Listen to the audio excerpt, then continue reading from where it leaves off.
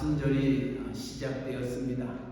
사순절을 맞이하면서 우리를 위하여 이 땅에 오셨던 예수님, 그가 십자가를 지시고 물과 피를 흘리시면서 우리의 죄를 사하여 주시고 구속하여 하나님의 자녀된 은총을 우리에게 주셨던 복된 시즌입니다. 특별히 이 시즌을 맞이하면서 정말 주님은 나를 위하여 물과 피를 흘리셔 십자가에 못 박혀 돌아가셨는데 나는 주님 위하여 어떤 삶을 살아가고 있는가 한번 우리의 신앙생활을 돌아볼 수 있기를 바랍니다. 하나님이 우리에게 원하는 신앙생활은 무엇이냐는 거예요. 우리의 주님도 그 신앙생활을 바르게 하기 위하여 제자들에게 이렇게 말합니다. 내가 너희를 떠나는 것이 너희에게 유익하다. 내가 너희를 떠나는 것이 유익하는 것은 너희를 위하여 보혜사 성령님 하나님을 너희에게 보내주시기 때문에 내가 너희를 떠나는 것이 유익하다. 주님은 말씀하셨습니다. 그래서 보혜사 성령님이 우리에게 오시면 그 성령 하나님께서 우리를 위하여 어떤 일을 행하시는가? 이번 사순절 기간 동안 우리의 믿음 생활 가운데에 여러분이 간절히 사모할 것이 있다면 이 성령 하나님을 사모하시기 바랍니다. 정말 성령 하나님이 우리에게 임하시면 그 성령 하나님이 우리를 통하여 하시고자 원하시는 일이 무엇인가 한번 다시 생각해 보기를 원합니다. 성령님이 우리에게 임하시면 많은 사람들이 이렇게 얘기합니다. 성령이 임하면 병든 자가 고침을 받고 눈먼 자가 눈을 뜨고 악한 귀신들이 쫓겨나는 것, 이것이 성령이 우리에게 오셔서 하셨던 일이라 이렇게 말하곤 합니다. 그래서 우리 안에 이 성령을 간절히 사모하면서 내게도 병 고치는 은사, 방언하는 은사, 이런 여러 가지 크고 작은 은사들을 우리가 갖기를 원합니다. 물론 그것이 틀렸던 것은 아닙니다. 그러나 그것보다 더 중요한 성령 하나님께서 우리에게 하시는 일 네 가지를 오늘 여러분이 꼭 마음속에 되새기를 바랍니다. 성령 하나님, 오늘 요한복음 14장에는 그를 가리켜서 진리의 영이라 말씀하고 있습니다. 또 보혜사다 말합니다. 보혜사라는 것은 위로의 하나님이심을 얘기하고 있습니다. 그 성령 하나님이 요한복음 14장 26절 27절에서는 오셔서 우리의 주님이 이 세상에 행하셨던 모든 것들을 기억나게 하신다. 예수님이 이 세상에 하셨던 모든 것들을 기억나게 하시니까 성령 하나님이 우리에게 오셔서 하셨던 일인 겁니다. 그렇다면 우리의 주님이 이 세상에 오셔서 하셨던 일들이 무엇인가? 성령 하나님께서 오셔서 우리를 향하여 이루시고자 원하시는 일이 무엇이냐는 거예요. 첫 번째는 요한복음 3장 3절에 보니까 예수님께서 이렇게 제자들에게 말합니다. 진실로 진실로 내게 이르노니 사람이 거듭나지 아니하면 하나님 나라를 볼 수 없느니라. 또 다른 성경에는 너희가 물과 성령으로 거듭나지 아니하면 하나님을 볼 수 없다 말씀하고 있습니다.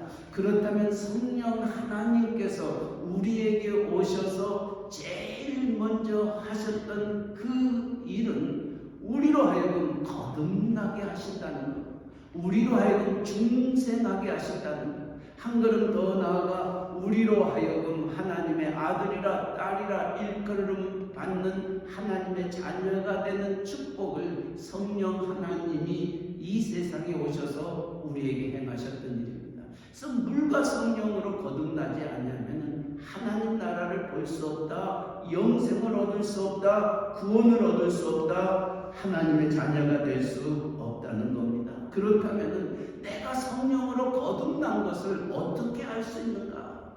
고린도전서 12장 3절에는 사도 바울이 고린도 교회를 향하여 그렇게 말합니다. 너희가 성령을 받았느냐 받지 아니하느냐, 성령이 너희 안에 있느냐 없느냐, 그것을 어떻게 아느냐면은 여러분들의 믿음 속에 예수님이 주님이시다, 예수님은 그리스도시여 살아계신 하나님의 아들이십니다 라고 고백을 하면은 여러분의 마음속에 누가 계신다고요? 성령님이 계신다고요. 왜냐하면 고린도서 12장 3절에 이렇게 말합니다. 그러므로 내가 너희에게 알게 하노니 하나님의 영으로 말하는 자는 누구든지 예수를 저주할 자라 하지 않고 성령으로 아니하고는 누구든지 예수를 주시라 할 수 없느니라. 성령 하나님이 우리 안에 계셔서 우리로 하여금 예수가 그리스도시여 살아계신 하나님의 아들이시다, 그 예수님이 나의 주 나의 하나님이시다 고백하게 우리를 역사하신 이가 성령 하나님이십니다. 만약에 여러분이 예수님이 주님이시여 살아계신 하나님의 아들임을 믿는다면 여러분의 심령 속에는 성령 하나님이 계신 줄 믿으시기 바랍니다. 예수님이 하나님의 아들이시여 여러분의 주님이십니까?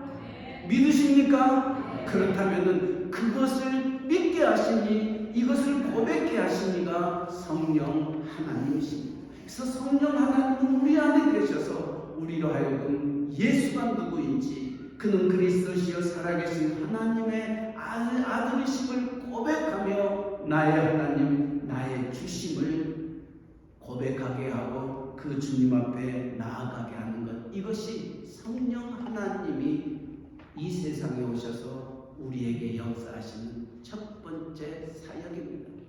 두 번째는 하나님의 자녀된 우리들, 중생함을 얻고 구원함을 얻었던 우리들, 이제 천국 백성 되었습니다. 우리의 믿는 믿음의 생활이 그것이 전부는 아니라는 것입니다.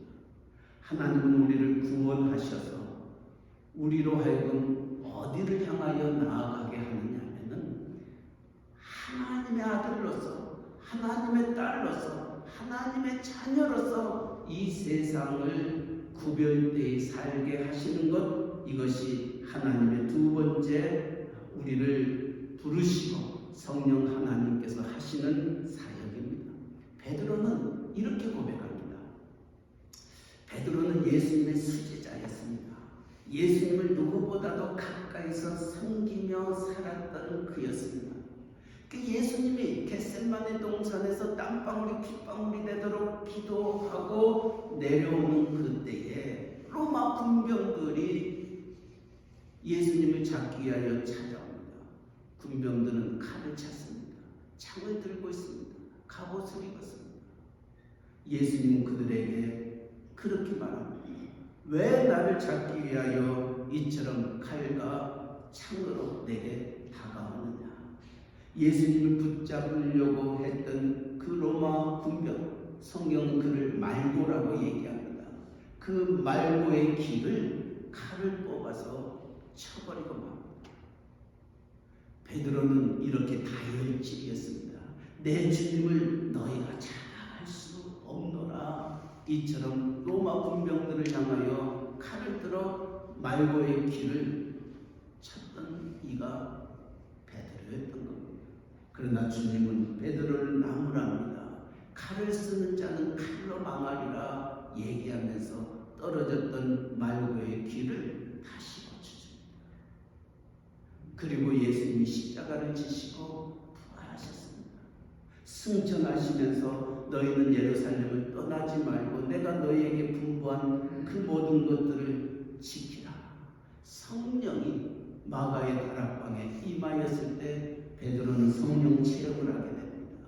그리고 난 다음 하나님의 사랑으로 거듭나게 됩니다. 그리고 베드로전서 1장 15절에 오고 오는 많은 성도들을 향하여 이렇게 얘기합니다. 오직 너희를 부르신 거룩한 자처럼 너희도 모든 행실에 거룩한 자가 되라. 거룩한 자가 되라는 겁니다. 거룩한 자가 되라는 이 말씀은 구별된 자가 되라는 겁니다. 우리 하나님께서 구약의 하나님의 백성들을 부르시면서 그렇게 말합니다. 내가 거룩하니 너희도 거룩할지니라.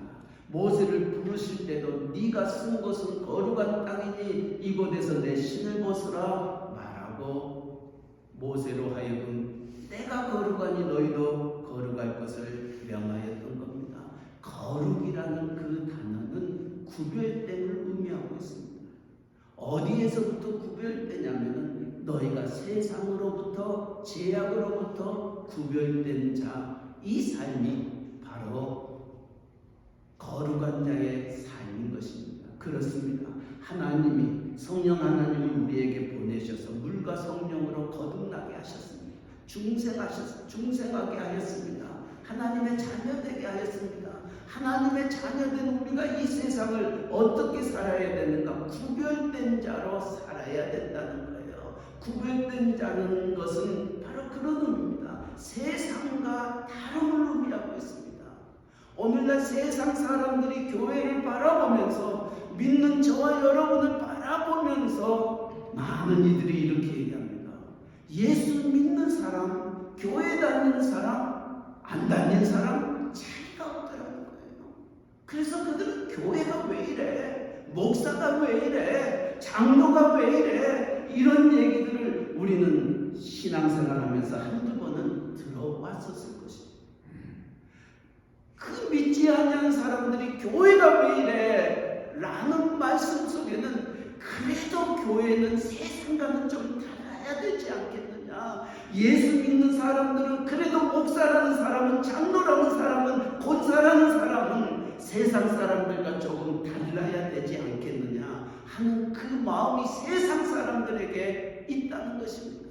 이것이 우리가 이 세상을 살아가면서 구별된 자의 삶을 살아가는 것, 내가 거룩하니 너희도 거룩하라 하셨던 하나님의 말씀을 이루는 삶인 것입니다. 이것을 위해서 성령 하나님께서 우리를 중생케 하시고 하나님의 자녀답게 만들어 가기 위하여 성령 하나님이 우리에게 오셨던 겁니다. 그렇다면 성령 하나님이 우리에게 어떤 삶을 살기를 원하는가? 성령이 우리 안에 거하시면 어떤 삶을 살아가게 되는가? 사도 바울은 갈라디아 교회를 향하여 이렇게 얘기합니다. 성령의 9가지 열매를 말합니다. 그 열매는 사랑과 희락과 화평과 오래 참음과 자비와 양성과 충성과 온유와 절제니 이 같은 것을 금지할 법이 없느니라. 여러분들이 신앙생활하면서 특별히 이 사순절 기간 동안에 내가 성령 하나님으로 그 하나님에 의해서 삶을 살아가고 있는지 아닌지를 여러분이 판단할 수 있는 판단의 기준이 바로 이 9가지 열매입니다. 이것이 우리의 신앙생활입니다. 많은 사람들이 어떤 일을 가르쳐서 저분은 정말 신앙이 정말 열정적이고 뜨겁고 정말 저분의 신앙을 쫓아갈 수가 없어. 저분이 기도할 때마다 정말 천장이 무너질 만한 큰 소리로 하나님 앞에 기도합니다. 그리고 새벽을 깨웁니다. 금식합니다. 하나님 말씀 묵상합니다. 교회에서 새벽부터 밤늦게까지 몸된 교회를 섬기며 살아갑니다. 우리는 그런 사람을 가리켜서 성령 충만한 사람이라고 얘기를 합니다. 그러나 과연 그럴까요?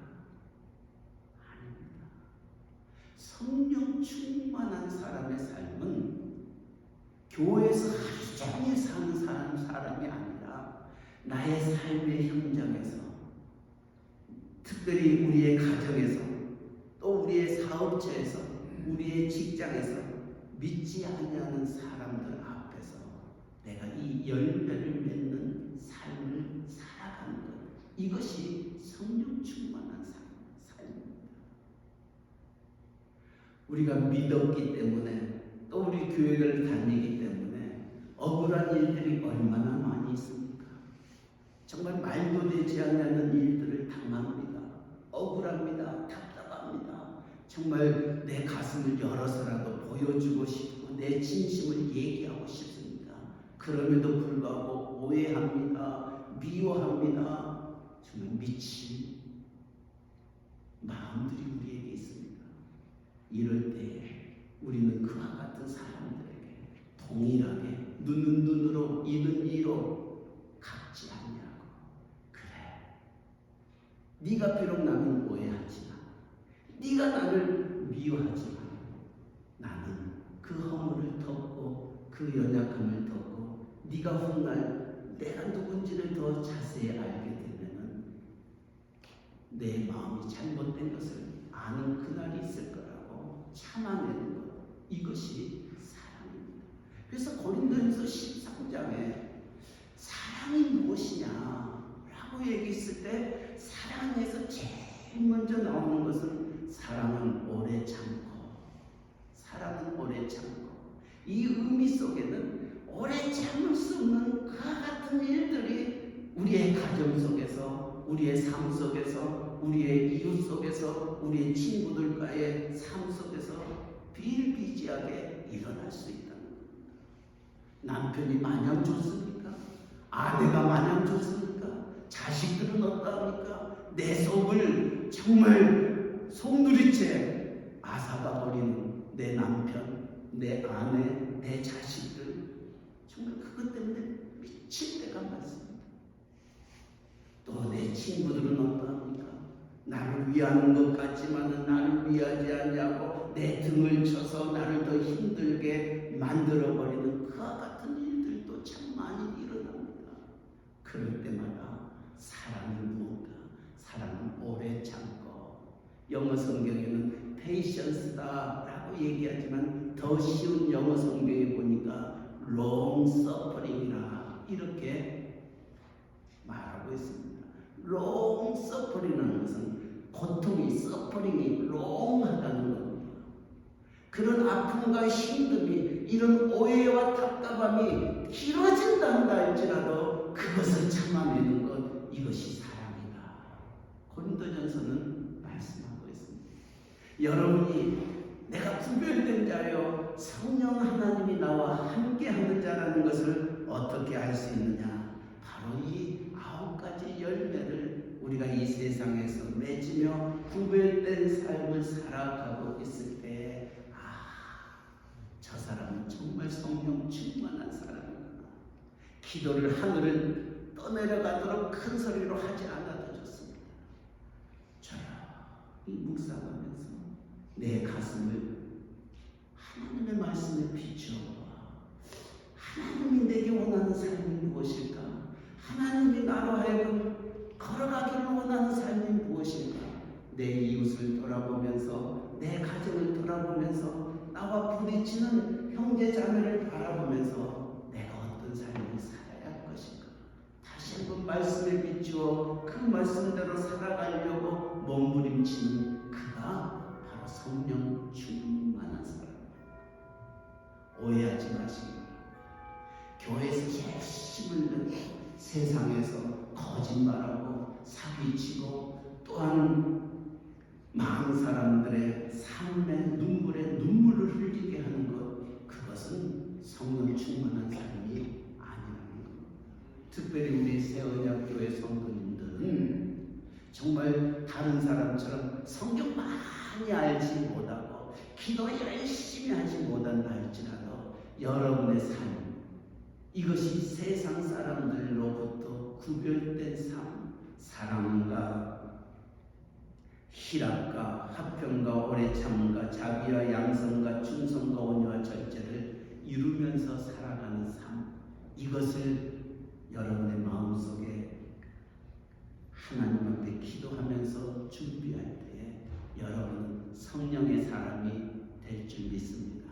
세 번째로는 이처럼 우리를 구별하여서 하나님의 자녀로 삼으시고 하나님이 우리를 통하여 하시고자 원하시는 궁극적인 목적이 무엇이냐면은, 하나님은 우리를 의롭다 부르시고 우리를 거룩하게 하시고 하나님의 영광의 자리에 가게 하는 것, 이것이 성령 하나님이 우리를 통하여 하시고자 원하시는 메시지입니다. 로마서 8장 30절에 우리 하나님은 미리 정하신 그들을 또한 부르신 그들을 또한 의롭다 하시고 의롭다 하신 그들을 또한 영화롭게 하셨다. 우리의 구원의 궁극적인 완성은 어디에서 나타나느냐면 우리의 삶이 하나님께 영광 돌리느냐, 하나님의 영광을 가리우느냐, 이것이 우리의 신앙의 궁극적인 모습입니다. 여러분이 무엇을 하든지, 그래서 사도 바울은 너희가 먹든지 마시든지 무엇을 하든지 하나님의 영광을 위하여 하라 말씀하였던 겁니다.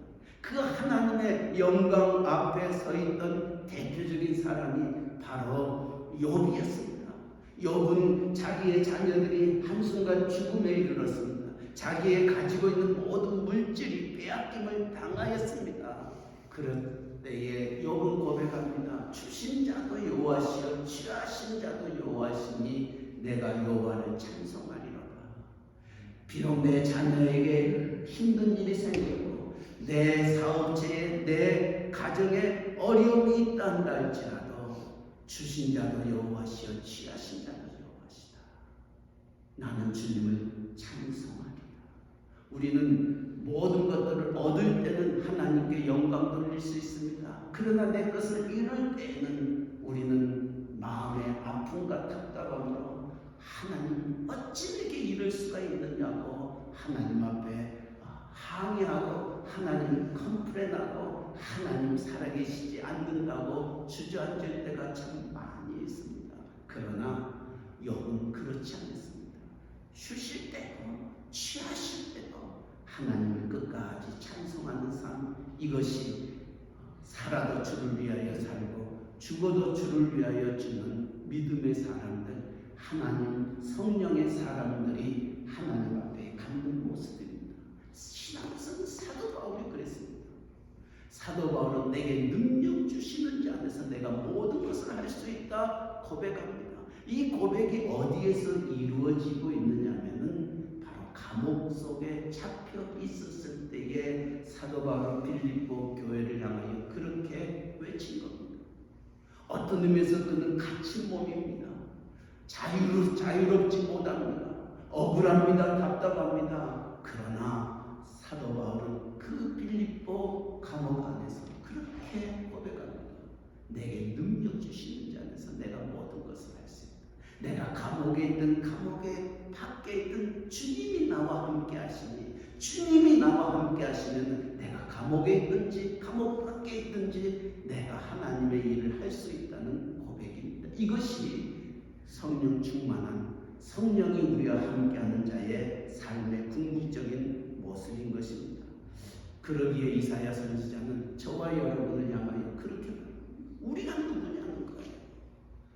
이사야 선지자는 하나님이 우리를 어떻게 창조하셨느냐, 하나님의 형상대로 창조하셔서 생기를 부어놓더니 생명이 되도록 창세기에서 우리를 창조하셨는데, 그 창조의 모습이 이사야 선지자는 하나님의 영광으로 창조한 자를 내게 오게 하라, 내가 그들을 지었고 만들었느니라 말씀하셨습니다.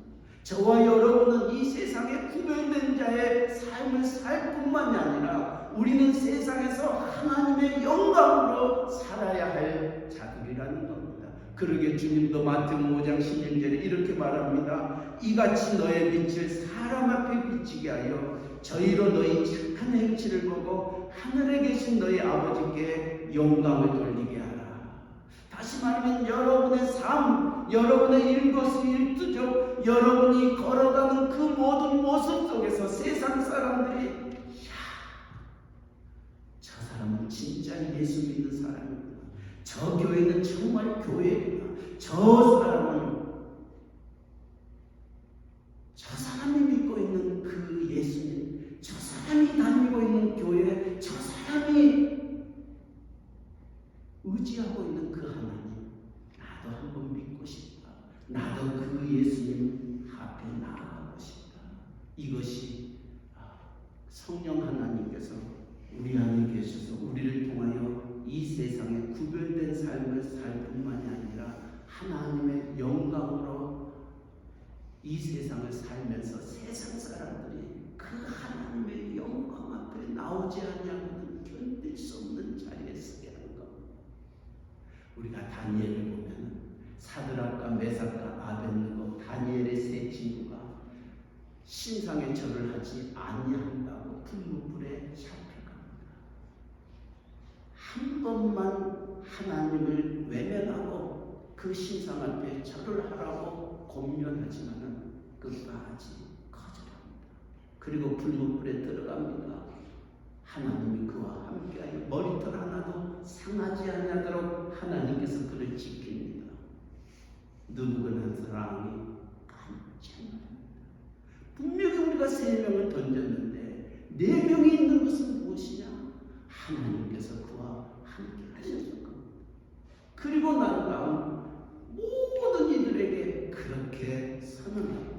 이들이 믿고 있는 하나님을 믿으라고 얘기합니다. 다니엘이 그랬습니다. 다니엘이 사자굴에 들어갔었을 때에 이 바벨론 왕은 다니엘을 죽이고 싶지 아니하였습니다. 그러나 동쪽을 향하여 예루살렘을 향하여 창문을 열고 기도했다는 그 제목으로 사자굴에 들어갔습니다. 왕은 다니엘을 향하여 새벽에 그 사자굴에 와서 네가 믿고 있는 살아계신 하나님이 너를 지켰느냐 묻습니다. 다니엘은 대답합니다. 그렇습니다. 내가 믿고 있는 그 하나님이 나를 사자의 입에서 건져주셨습니다. 그 후에 어떤 일이 일어났습니까? 다니엘이 믿는 그 하나님이 진정 하나님입니다. 다니엘을 욕하고 거짓되게 했던 모든 자들을 죽음의 자리에 있습니다. 다니엘이 믿는 그 하나님이 살아계신 하나님이다. 이런 고백이 믿지 아니하는 이방 나라의 왕의 입술에서 이루어졌던 겁니다. 이것이 성령 하나님이 우리를 통하여 이 세상에 하고 싶어 하시는 일인 것입니다. 여러분을 통하여 세상 믿지 않는 친구들이 여러분을 향하여 이 사람이 믿는 그 하나님 나도 믿고 싶다. 이 사람이 믿고 있는 그 예수님 나도 믿고 싶다. 이것이 우리가 살든지 죽든지 무엇을 하든지 먹든지 마시든지 하나님의 영광을 위하여 하라는 하나님의 말씀입니다. 이것을 위하여 성령 하나님이 우리에게 오셨고 이 사순절 기간 동안 정말 나는 정말 성령 하나님 앞에 붙잡힌 바 된 사람인가? 내가 성령 하나님에 의하여 살아가고 있는지 돌아볼 수 있기를 바랍니다. 마지막으로 성령 하나님께서 하나님의 영광으로 창조된 우리를 통하여 하시고자 원하시는 일이 무엇입니까? 이 좋은 예수님을, 이 좋은 이 삶을 모든 세상 사람들에게 전하는 것입니다. 이 기쁜 소식을 믿지 아니한 사람들에게 너도 예수 믿고 구원받아 하나님의 영광의 삶을 살게 하는 것, 이것이 성령 하나님이 마지막으로 우리를 통하여 하시고자 원하셨던 일입니다. 그러게 사도행전 1장 8절에도 오직 성령이 너희에게 임하시면 너희가 권능을 받고 예루살렘과 온 유대와 사마리아와 땅끝까지 이르러 내 증인이 되라 말씀합니다. 그래서 하나님의 증인되는 삶, 정말 예수 믿었더니 이렇게 좋더라. 하나님 섬기며 나아갔더니 정말 내 삶이 이렇게 행복하고 우리의 가정이 이렇게 천국과 같더라. 이 복음을 땅끝까지 전하는 것, 이것이 성령 하나님이 우리를 통하여 하시는 말씀입니다. 그래서 나만이 구원받고 내 가정만이 구원받고 천국 가는 것이 아니라 오늘도 이 기쁨을 알지 못하는 세상 사람들을 향하여 예수가 좋더라고, 예수가 참 하나님이시더라고, 예수 믿고 구원받고 천국 백성 될 것을 증거하는 삶, 이것이 저와 여러분을 오늘도 건강하게 이 자리에 불러주셨던 이유인 것입니다. 여러분의 입을 열어서 이 복음 외칠 수 있기를 바랍니다. 사도 바울은 그렇게 말합니다. 너는 말씀을 전파하라. 때를 얻든지 못 얻든지 항상 힘쓰라. 그가 듣든지 안 듣든지. 우리가 왜 전도하지 못합니까? 우리가 전도하지 못하는 이유는 이것입니다. 내가 그 사람을 감동시켜서 그 사람이 교회로 오도록, 하나님 앞에 나오도록 내가 그 결과를 책임지려고 하기 때문에 우리가 전도하기가 힘든 것입니다. 그러나 전도는 그게 아닙니다. 이 기쁜 소식을 예수님이 하늘의 영광을 버리시고 나 같은 죄인을 구원하시기 위해 이 세상에 오셨다, 이것을 전하는 것이 전도인 것입니다. 그 전도의 결과는 여러분의 손에 달려있는 것이 아니라 하나님의 손에 달려있는 것입니다. 우리가 하는 일은 성령님이 오셨다, 예수님이 오셨다, 예수님이 참 좋더라, 예수님은 하나님의 아들이요 우리의 구세주이시다 전하는 겁니다. 그 말씀을 듣고 성령 하나님이 그 영혼을 변화시키면 그가 하나님의 사람으로 되는 겁니다. 우리가 하는 일은 거기까지입니다. 복음을 때를 얻든지 못 얻든지 말씀을 전파하는 그 사명이 우리의 사명입니다. 그 뒤는 하나님이 하시는 일들입니다. 여러분의 입을 열어 이 사순절 기간 동안 이 부활절을 앞에 두고 여러분의 삶이 정말 전도하는 삶, 정말 이 복음을 전하지 아니하고는 견딜 수 없는 그런 40일이 되시기를 간절히 바랍니다. 하나님의 가장 큰 기쁨이 무엇입니까? 누가복음 15장 10절에 이렇게 말합니다. 내가 너희에게 이르노니 이와 같이 죄인 하나가 회개하면 하나님의 사자들 앞에 기쁨이 됩니다. 죄인 한 사람이 하나님 앞에 회개하고 하나님의 자녀되는 기쁨, 그 권세를 갖게 되는 것, 이것처럼 하나님의 기쁨 되는 것 없는 것입니다. 여러분도 저도 언젠가는 하나님 앞에 서는 그날 있습니다. 사람이 한 번 죽는 것은 정한 이치요 그 후에 심판이 있다. 그러면 하나님의 심판대 앞에 우리는 언젠가는 실패인데 하나님이 우리에게 그렇게 묻습니다. 너 세상에서 무엇하고 왔느냐? 돈 벌다가 왔습니다. 자식 키우다가 왔습니다. 이렇게 고백하겠습니까? 아니면 제가 이 좋은 예수님을 전파했습니다. 증거했습니다. 그랬더니 저 친구가 예수 믿었습니다. 하나님의 가장 큰 기쁨은 죄인 하나가 회개하고 돌아오는 것입니다. 그러기에 다니엘 선지자도 특별히 지금도 이스라엘은 이렇게 생각하며 그들의 삶을 살아가고 있습니다. 이 세상에서 가장 아름다운 것이 있다면 무엇인가? 별이라는 겁니다. 그 별은 어떻게 이루어지는가? 이스라엘 사람들은 다니엘서 마지막 장에 보면 이렇게 보면 한 영혼 하나님 앞에 인도하는 자는 하늘의 별과 같이 빛나리라. 한 영혼을 하나님 앞으로 인도하는 자는 하늘의 별같이 빛나리라. 이 별들이 우리 세언약교회 성도님들 되시기를 주님의 이름으로 간절히 축원합니다. 사랑의 하나님 아버지, 사순절 기간 동안 우리가 어떤 삶을 살아야 할 것인가? 내가 너희를 떠나는 것이 너희에게 유익하니 내가 떠나면 보혜사 성령을 너희에게 주시겠다. 그 보혜사 성령이 우리에게 오셔서 우리로 하여금 예수를 주로 고백하게 하시고 우리로 하여금 세상과 구별되어 거룩한 삶을 살게 하시고 우리를 통하여 하나님의 영광을 드러내어 이 복음 전하는 자로 우리를 부르셨사오니 그 부르심에 합당한 저희들 되게 하여 주시옵소서.